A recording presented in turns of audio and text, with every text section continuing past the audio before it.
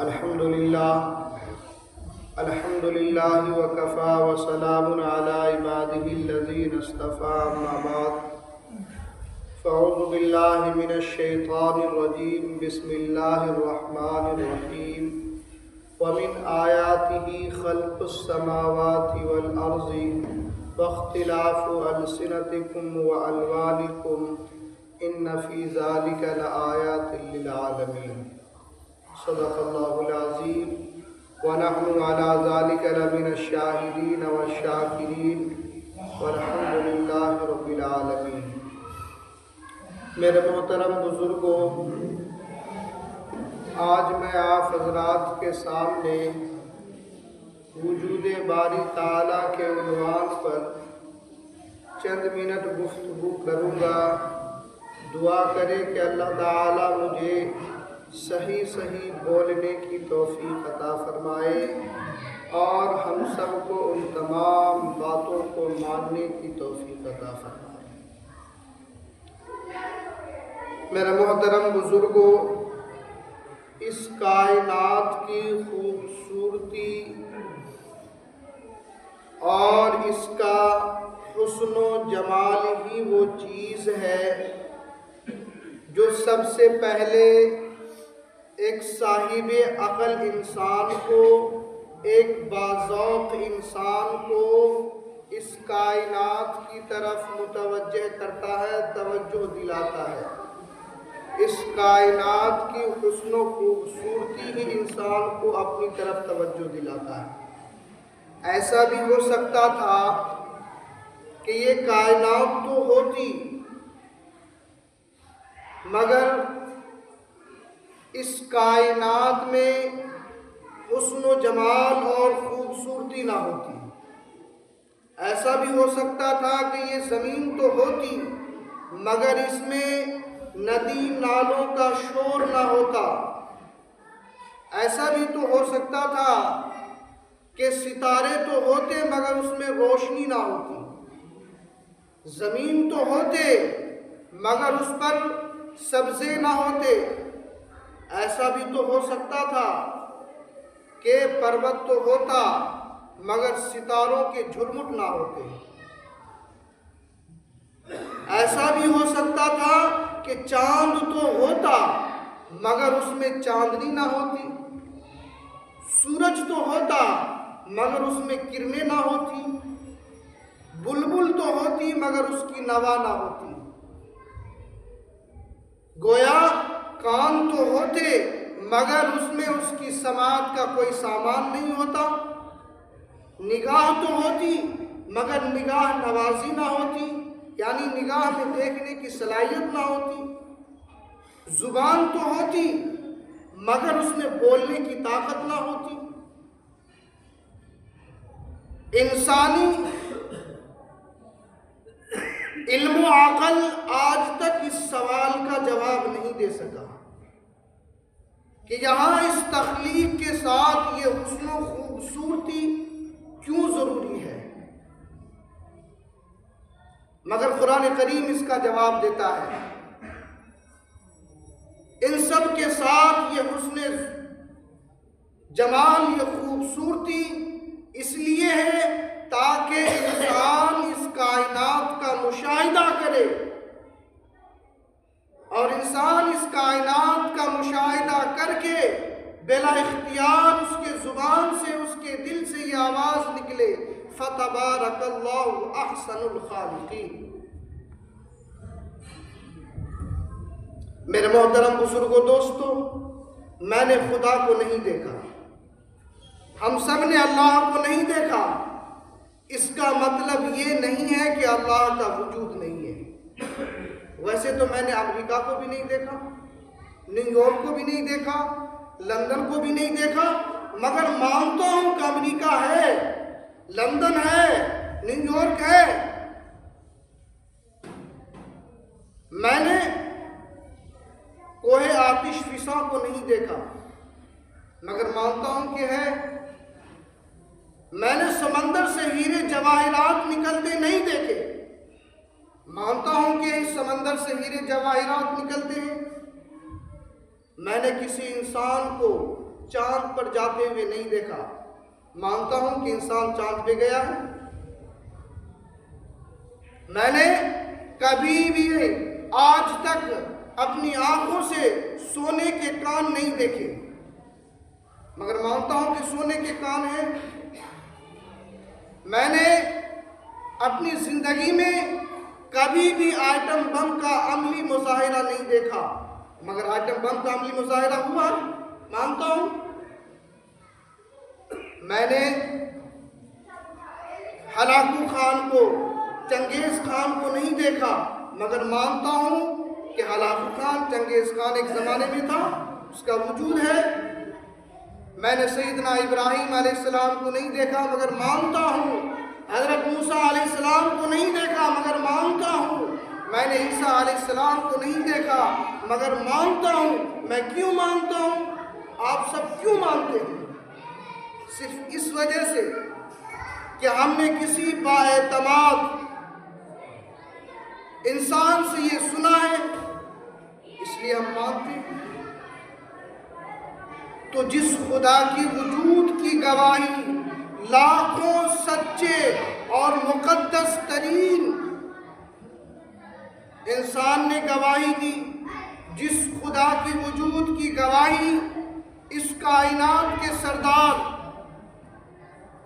صدیقین کے بادشاہ، امینوں کا بادشاہ، دیانتداروں کا سپہ سالار حضرت محمد کریم صلی اللہ علیہ وسلم نے دی، تو ہم ان کے وجود کو کیوں نہ تسلیم کریں؟ ہم کسی عام لوگوں کے کہنے پر کسی اور چیز کے وجود کو تسلیم کر لیتے ہیں. جو اس دنیا میں، اس کائنات میں سب سے سچوں کا سردار ہے، جسے امین کہا گیا، جب وہ کہہ رہا ہے خدا کا وجود ہے، تو ہم خدا کے وجود کو کیوں نہیں تسلیم کرتے؟ تو میرے محترم بزرگ و دوستو، اس سے بڑا ستم اور تعصب کیا ہو سکتا ہے کہ ہم کسی اندیکھی چیزوں کے وجود کو کسی عام لوگوں کے کہنے پر اس کے وجود کو تسلیم کر لیتے ہیں، اس کے وجود کو مان لیتے ہیں. لیکن اس کائنات کو وجود میں لانے والے خدا کے وجود کو تسلیم نہیں کرتے. میں تو اس سے آگے بڑھ کر کہتا ہوں، جب میرے آقا و مولا حضرت محمد کریم صلی اللہ علیہ وسلم نے فرما دیا خدا ہے، تو اب اس کے بعد خدا کی وجود کے لیے مجھے کسی اور دلیل کی ضرورت نہیں ہے. جب میرے آقا نے فرما دیا اللہ کا وجود ہے، تو یہ میرے لیے اور ہر ایک مسلمان کے لیے یہ آخری حجت ہے. ویسے تو میں نے جو ہے عرش معلیٰ کو بھی نہیں دیکھا، مگر مانتا ہوں کہ عرش الہی ہے. میں نے ملائکہ یعنی فرشتوں کو نہیں دیکھا، مگر مانتا ہوں کہ فرشتے ہیں. میں نے جنت کو بھی نہیں دیکھا، مگر مانتا ہوں جنت ہے. میں نے دوزخ کو بھی نہیں دیکھا، مگر مانتا ہوں کہ دوزخ ہے. میں نے حوروں کو بھی نہیں دیکھا، مگر مانتا ہوں کہ حور ہے. میں نے سدرۃ المنتہا کو نہیں دیکھا، مگر مانتا ہوں کہ سدرۃ المنتہا ہے. میں کیوں مانتا ہوں؟ آپ سب کیوں مانتے ہیں؟ صرف اس لیے کہ میرے آقا اور مولا نے ان تمام چیزوں کے بارے میں بتایا کہ ان چیزوں کا وجود ہے. میرے محترم بزرگ و دوستو، دراصل بات یہ ہے کہ وجود باری تعالیٰ کا جو مسئلہ ہے، اس کا تعلق عقل سے نہیں ہے، اس کا تعلق دل سے ہے. ذرا اپنے دل سے پوچھئے کہ ایک بالا تر ہستی کو اس کو کوئی ضرورت ہے یا نہیں ہے؟ تو دل سے بے ساختہ آواز آتی ہے انی انا اللہ لا الہ الا انا فاتقون، کہ ہاں میں ہی تیرا معبود برحق ہوں، میری وجود کو تسلیم کرو. مجھ سے ڈرو. کسی شاعر نے کیا خوب کہا, تو سمجھ میں تو دل میں تو آتا ہے, سمجھ میں نہیں آتا. تو دل میں تو آتا ہے, سمجھ میں نہیں آتا. بس جان گیا میں تیری پہچان کی. میرے محترم بزرگوں, دوستو, اسی طرح جو لوگ اللہ کے وجود کو نہیں مانتے, کسی الہ کو نہیں مانتے, کسی خدا کو نہیں مانتے, وہ یہ کہتے ہیں کہ یہ دنیا خود بخود بن گئی, یہ دنیا کی تمام چیزیں خود بخود وجود میں آ گئی. یہ چاند, یہ سورج, یہ ستارے, یہ ندی نالے, یہ دنیا کی خوبصورتی خود بخود وجود میں آ گئی, اس کا کوئی بنانے والا نہیں ہے. تو ایک مرتبہ ایسے ہی لوگوں سے امام ابو حنیفہ رحمۃ اللہ علیہ کا مناظرہ ہوا. ایک دہریہ سے امام ابو حنیفہ رحمۃ اللہ علیہ کا مناظرہ ہوا. دہریہ اس کو کہتے ہیں جو کسی خدا کو نہیں مانتا, جو کسی دین اور مذہب کو نہیں مانتا. وہ کہتا ہے کہ یہ دنیا خود بخود بن گئی ہے, یہ دنیا کی تمام چیزیں خود بخود بن گئی ہے, اس کا کوئی بنانے والا نہیں ہے, اس کائنات کا چلانے والا کوئی نہیں ہے. ایسے لوگوں سے امام ابو حنیفہ رحمۃ اللہ علیہ کا مناظرہ ہوا خلیفہ ہارون رشید کے زمانے میں. اب مناظرے کا وقت طے ہو گیا, فلاں دن مناظرہ ہونا ہے, وقت تو طے ہو گئی. دہریہ جو اس کائنات کے خالق مالک کے وجود کا انکار کرتا تھا, وہ تو مناظرے کے وقت پہ پہنچ گیا. امام ابو حنیفہ رحمۃ اللہ علیہ جو مناظرے کا وقت طے ہوا تھا, متعین ہوا تھا, اس سے تھوڑی تاخیر کی بات پہنچی, لیٹ سے پہنچی.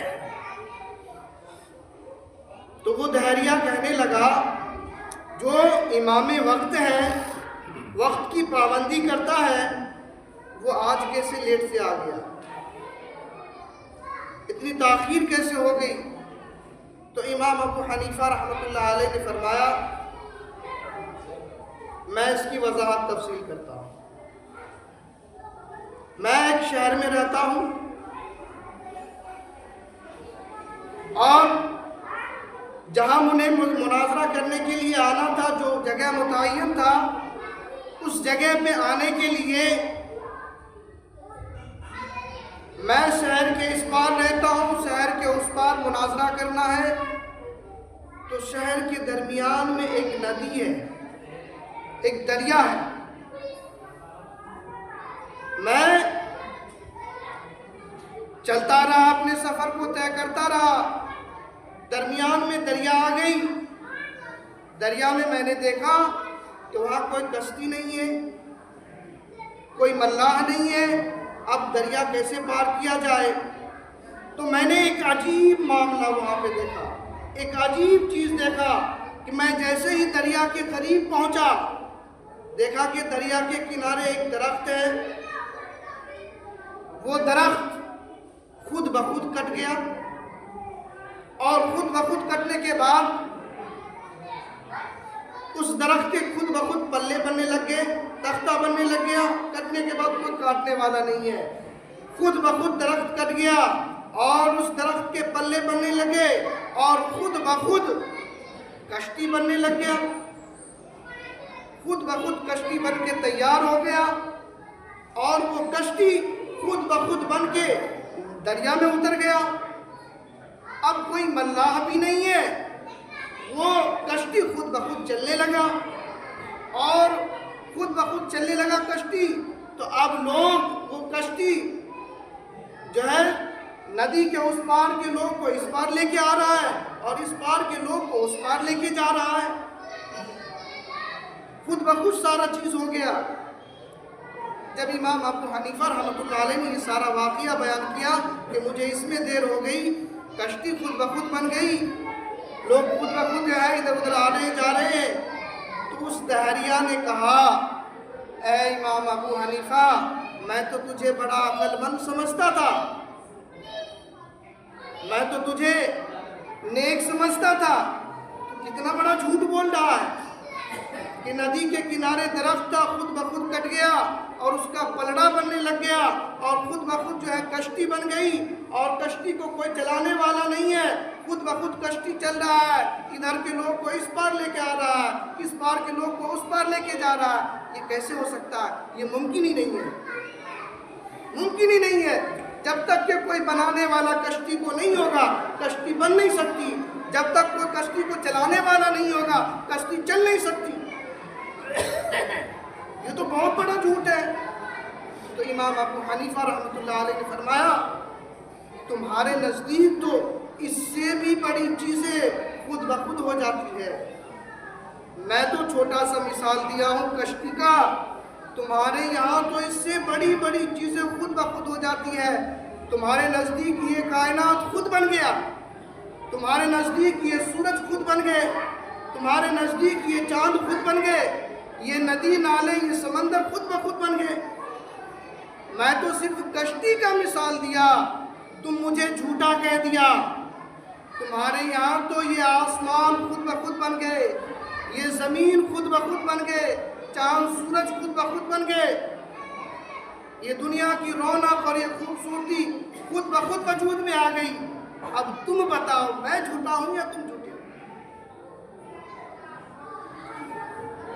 جب ایک کشتی بغیر مستری کے تیار نہیں ہو سکتا، جب کشتی بغیر ملاح کے سمندر میں اور ندی میں نہیں چل سکتا، تو یہ اتنا بڑا کائنات، اتنی بڑی دنیا جو ہے بغیر چلانے والے کے کیسے چل سکتا ہے؟ یہ سورج اپنے وقت پہ کیسے نکل سکتا ہے؟ یہ سورج اپنے وقت پہ کیسے ڈوب سکتا ہے؟ یہ چاند اپنے وقت پہ کیسے نکل سکتا ہے؟ اس کا بھی کوئی خالق ہے، اس کا بھی کوئی مالک ہے جو اسے وقت پہ نکالتا ہے اور وقت پہ ڈباتا ہے۔ جب اس نے امام ابو حنیفہ رحمۃ اللہ علیہ کا یہ حکیمانہ فلسفیانہ جواب سنا تو وہ دنگ ہو گیا اور حیران ہو گیا، اور وہ دہریہ اپنے عقیدے سے توبہ طائب کر کے اسلام میں داخل ہو گیا۔ حقیقت میں یہ کائنات کو کوئی بنانے والا ہے، اس کائنات کا کوئی خالق ہے، کوئی مالک ہے جو اس کائنات کے نظام کو چلا رہا ہے۔ میرے محترم بزرگوں دوستو، جو یہ کہتا ہے کہ اس کائنات میں اللہ کا وجود نہیں ہے، اس کائنات کو بنانے والا کوئی نہیں ہے، وہ غلط ہے۔ دنیا کا کوئی ایسا مذہب نہیں ہوگا جو یہ کہتا ہو کہ خدا نہیں ہے۔ ہندو مذہب وہ بھی کہتا ہے خدا ہے، عیسائی ہو وہ بھی کہتا خدا ہے، سکھ ہو وہ بھی کہتا خدا ہے، یہودی ہو وہ بھی کہتا خدا ہے، مسلمان ہے وہ بھی کہتا خدا ہے، مگر ہر ایک کا ماننے کا طریقہ الگ الگ ہے، مگر ہر ایک مذہب میں خدا ہے، خدا کو ماننے والا ہے۔ تو میرے محترم بزرگوں دوستو، اللہ تعالی ہمیں کہنے اور سننے سے زیادہ عمل کی توفیق عطا فرمائے اور اللہ کی وحدانیت پر ایمان لانے کی توفیق عطا فرمائے۔ وآخر دعوانا